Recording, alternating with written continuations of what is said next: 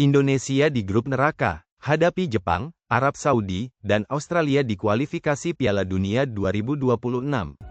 Hasil undian putaran ketiga kualifikasi Piala Dunia 2026 zona Asia telah keluar, dan timnas Indonesia berada di grup yang sangat menantang.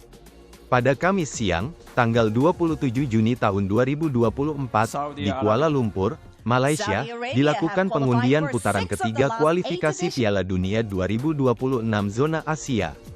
Hasilnya, timnas Indonesia masuk ke grup C bersama tim kuat seperti Jepang, Australia, Arab Saudi, Bahrain, Cina. Skuad Garuda di bawah asuhan pelatih Sintayong memastikan lolos ke putaran ketiga setelah mengalahkan Filipina 2-0 dalam laga ke-6 grup putaran kedua di Stadion Utama Gelora Bung Karno, Senayan, Jakarta pada tanggal 11 Juni lalu.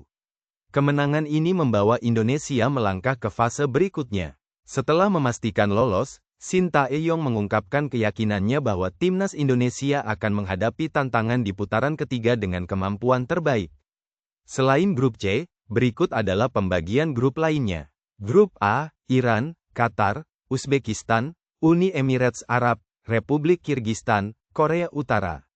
Grup B, Korea Selatan, Irak, Yordania, Oman, Palestina, Kuwait. Setiap grup akan memainkan laga dengan sistem round robin, dan hanya juara serta runner-up grup yang akan otomatis lolos ke Piala Dunia 2026. OTW Indonesia, pemain Noah FC Justin Mathew segera perkuat timnas Indonesia.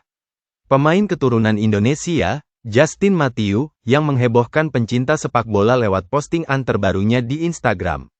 Pada Selasa, tanggal 25 Juni tahun 2024, Justin Mathew mengunggah foto di Instagram yang menunjukkan dirinya berada di dalam pesawat. Yang menarik adalah keterangan foto tersebut, emotikon bendera Belanda dan Indonesia dengan arah panah dari Belanda ke Indonesia. Kode kuat ini seolah memberikan sinyal bahwa Mathew akan segera menjadi warga negara Indonesia. Justin Mathew, yang lahir di Goirle, Belanda pada tanggal 12 April tahun 1996, telah lama menimba ilmu sepak bola di Belanda. Saat ini, ia bermain untuk Noah FC di divisi utama Armenia sejak musim panas 2023. Mathew, yang pernah menjuarai divisi kedua Liga Belanda 2014 bersama Willem II Tilburg, dikenal sebagai pemain serba bisa. Ia bisa bermain sebagai gelandang serang maupun sayap. Tidak heran jika PSSI tertarik untuk menaturalisasi Mathew. Namun, apa sebenarnya maksud dari postingan Mathew ini? Ada beberapa kemungkinan. Pertama, Mathew mungkin sedang membahas soal naturalisasi dengan PSSI. Kedua, ia bisa saja hanya bertemu keluarga di Indonesia. Atau, mungkin saja ia hanya sedang berlibur. Apapun tujuannya, kita tunggu saja perkembangan selanjutnya. Akankah Justin Mathew benar-benar bergabung dengan timnas Indonesia? Timnas Indonesia 3 kali tandang di awal kualifikasi Piala Dunia 2026. Timnas Indonesia diprediksi bakal menghadapi laga berat di awal babak ketiga kualifikasi Piala Dunia 2026 zona Asia. Kenapa? Soalnya, tim Garuda harus menjalani 3 kali laga tandang di 4 pertandingan pertama. Dari jadwal yang udah dirilis, timnas Indonesia cuma jadi tuan rumah di matchday kedua. Berarti, di matchday pertama, ketiga, dan keempat, anak-anak asuhan Sintayong harus bertanding di kandang lawan. Drawing babak ketiga kualifikasi Piala Dunia 2026 zona Asia sendiri baru akan digelar pada Kamis tanggal 27 Juni tahun 2024 jam 2 siang di markas AFC Kuala Lumpur, Malaysia. Di babak ketiga ini bakal ada 18 negara yang bertanding. Negara-negara itu dibagi ke dalam 6 pot, dengan masing-masing pot berisi 3 negara. Pembagian pot ini berdasarkan ranking FIFA terbaru yang dirilis pada Kamis tanggal 20 Juni tahun 2024. Dan karena ranking FIFA Indonesia yang paling buncit, kita masuk di pot 6 bareng Kuwait dan Korea Utara. Pot 1 diisi tim-tim kuat kayak Jepang, Iran, dan Korea Selatan. Di pot 2 ada Australia, Qatar, dan Irak. Pot 3 ada Arab Saudi, Uzbekistan, dan Yordania. Di pot 4 ada Uni Emirat Arab, Oman, dan Bahrain. Dan di pot 5 ada China, Palestina, dan Kirgistan. Nanti, setelah diundi, 18 negara itu bakal dibagi ke dalam 3 grup, dengan masing-masing grup berisi 6 tim.